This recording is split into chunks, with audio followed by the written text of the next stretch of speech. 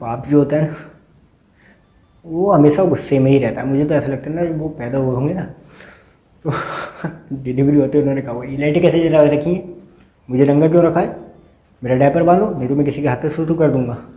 मतलब वो हमेशा अपने गुस्से में ही होते हैं। वो है पास में, क्या वो खाना क्यों नहीं खा रहा है?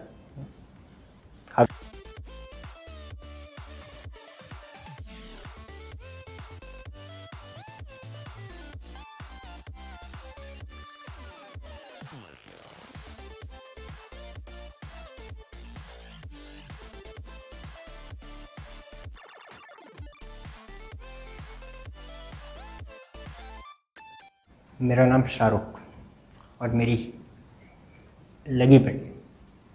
मतलब इतनी बुरी किस्मत है मेरी, इतनी बुरी किस्मत है कि आप कोई भी गंदी किस्मत सोचो, सोचो सोचो, सोच लिया और उस पर 1.5-2 क्वांटल लानत डाल दो, साली उससे भी बुरी किस्मत है। और उस पर भी कोई अगर आपसे आगे कहे कि वाह किस्मत हो तो आप जैसी, तो दिल में एक ही बात आती है, अबे साले चूतिए तेरी नहीं है किस्मत ऐसी, तुझे नहीं मिली ऐसी किस्मत। बट मैं खुश था अपनी ज़िंदगी में, बहुत जी रहा था। गरीब था, गरीबी किस हद पे था कि गरीबी रेखा के नीचे एक रेखा होती है, उस रेखा में भी जो लोग होते हैं ना वो हमसे रईस होते हैं।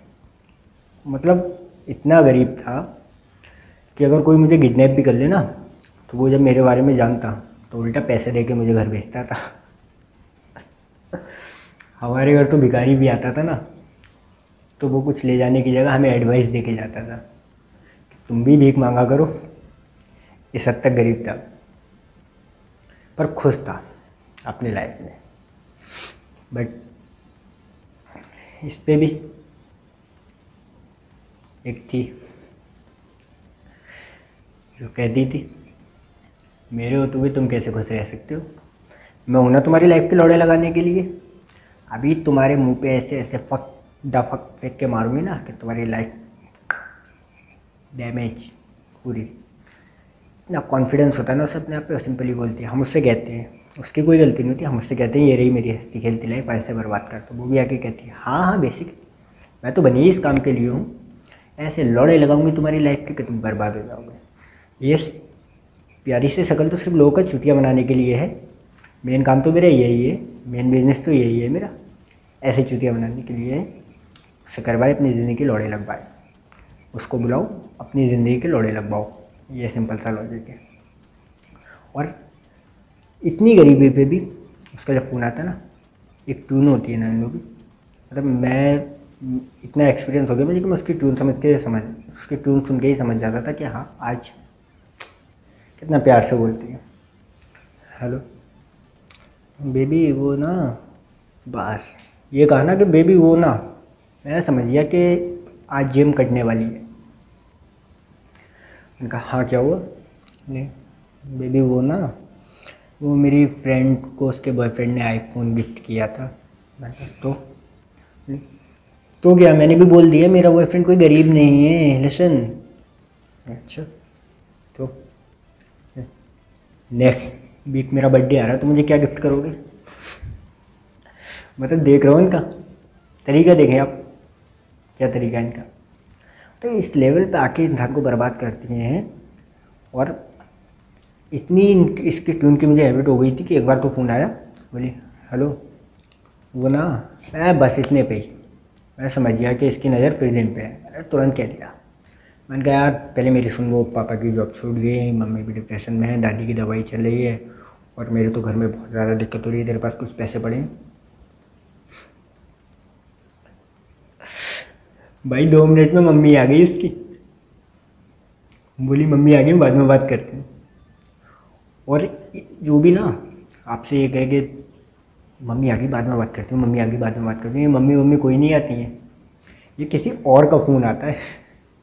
मेरा खुद का एक्सपीरियंस है जो मैं आपको बता रहा हूँ, किसी कोई मम्मी मम्मी नहीं आती है। एक बार पता है क्या हुआ, मेरी गर्लफ्रेंड गई अपने मामी के घर पे, मैंने उससे कॉल किया, मैं कहा हेलो हाँ कहाँ है? बोली मामी के घर पे। ऐसा किसके साथ? फैमिली के साथ? बोले नहीं अकेले आए थे। ठीक, 2-4 मिनट बात हुई, सडनली बोली वो मैं बाद में बात करती हूँ मम्मी आ गई। सारा मेरे तो सिर में हेडेक हो गया।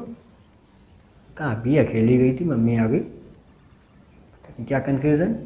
मैंने फिर कॉल किया, मैंने कहा क्या हुआ, कॉल क्यों कट किया था? बोली वो मम्मी का कॉल आ गया था। साला तो सोचना पड़ गया कि किस लेवल पे चूतिया बना रही, मतलब मामी के घर बैठ के अकेले गई थी।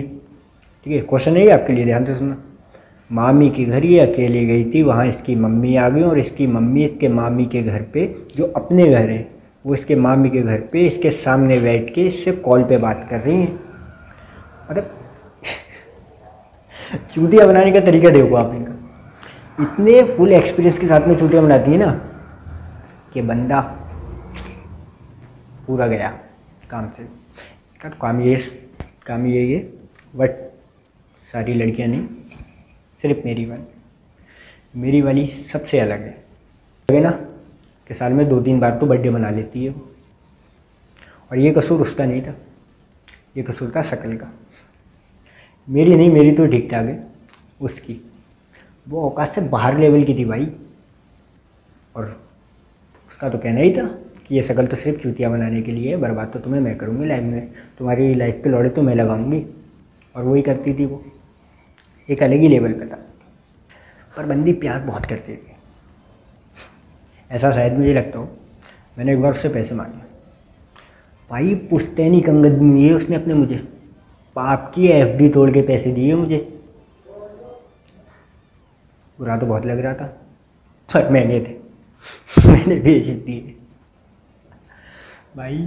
पैसा आ गया, चला था। मैंने बुलाया उसे कि आजा, साथ में भाई को, सिस्टर को, सबको लिया, सबको बुलाया।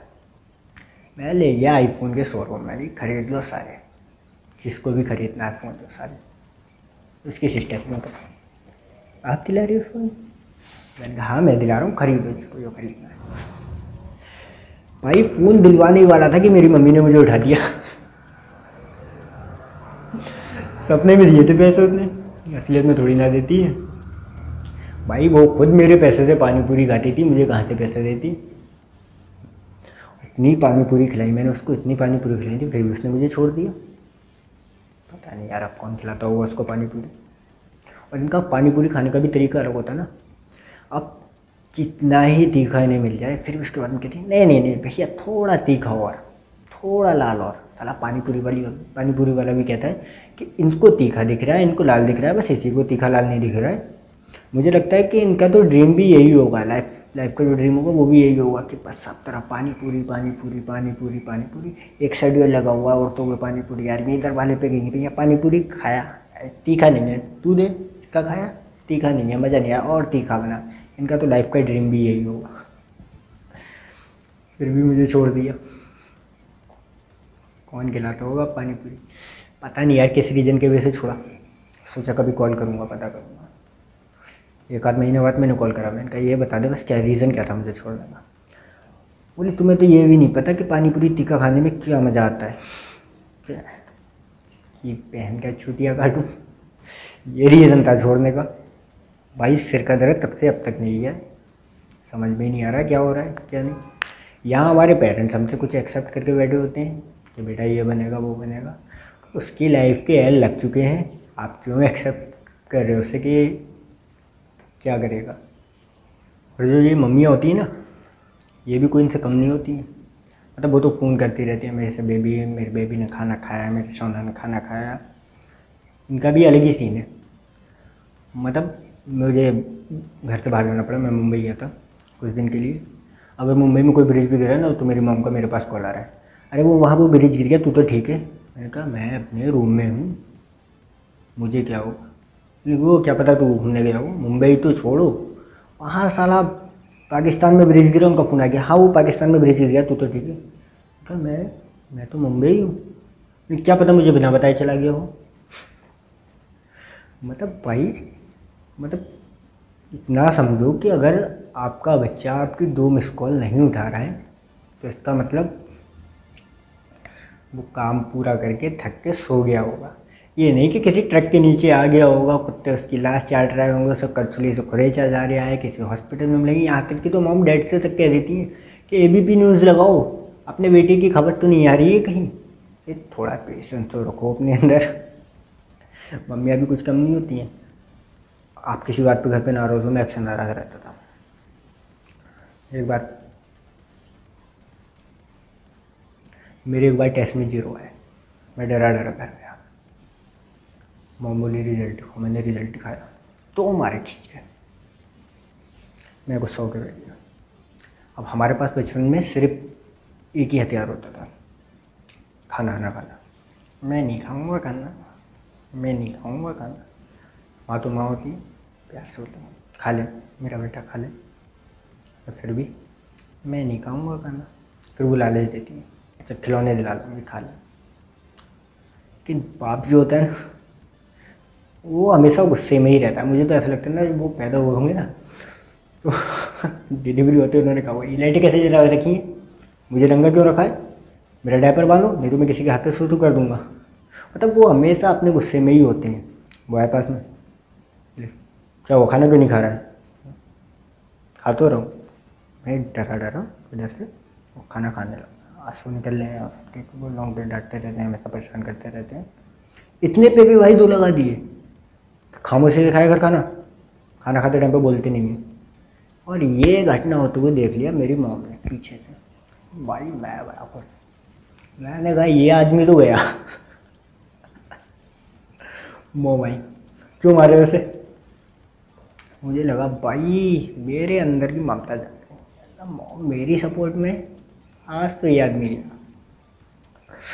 जब देखो मेरे बच्चे को मारते रहते हो, सर मार ही दोगे क्या, इससे बढ़िया लो मैं खुद ही मार दे रही। धूम धूम धूम। भाई जो लगाए मेरी पीठ पे, मैं सडनली चौंक गया कि भाई मॉम तो मेरी सपोर्ट में थी। मैं मॉम से कह रहा हूँ, मॉम मतलब दिल में कह रहा हूँ, मॉम आप तो मेरी सपोर्ट में थी, क्या हो गया पार्टी क्यों बदल ली। और डायलॉग देखो उस पर कैसे कैसे होते हैं, जब देखो इसे मारते रहते हो, लो आज मैं इसका किस्सा ही ख़त्म करते रही, ये कह के एक और। भाई समझ में ही नहीं आता कि ये अपनी साइड से उस साइड कैसे पहुंच गए। ये कैसा प्रोटेक्शन है भाई, ये कैसा प्रोटेक्शन है भाई, समझ में ही नहीं आता कि ये कब अपनी साइड से उस साइड पहुंच गई। मॉम तो मेरी साइड थी, मुझे बचाने आई थी, ये उस साइड कब पहुंच गई। लगता ही नहीं कि ये मतलब मेरे लिए, मेरे बचाव में बात हो रही है। ऐसा लगता है कि ये तो समझ में ही नहीं आ रहा क्या हो रहा है। मैं दिल ही दिल में सोच रहा हूँ कि मॉम अभी तक तो मेरी साइड थी, मुझे बचाने आई थी, ये क्या हो गया। इन्हें तो उल्टा में लग रहा मौका मिल गया, इन्होंने तो मुझे ही धुन दिया। उसके बाद में भी यहाँ पर ये सब ख़त्म नहीं होता है। इतना मारने के बाद में कहती मुझे पता होता है ये औलाद ऐसे निकलेगी तो मैं इसे पैदा होते ही मार देती। भाई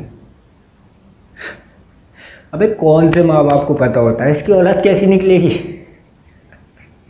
ये था दोस्तों आज का स्टैंड अप। अगर वीडियो अच्छी लगी हो तो वीडियो को लाइक करना एंड कमेंट बॉक्स में बताना कि वीडियो कैसी लगी। और हमारे चैनल पर नए हो तो प्लीज़ चैनल को सब्सक्राइब कर लो।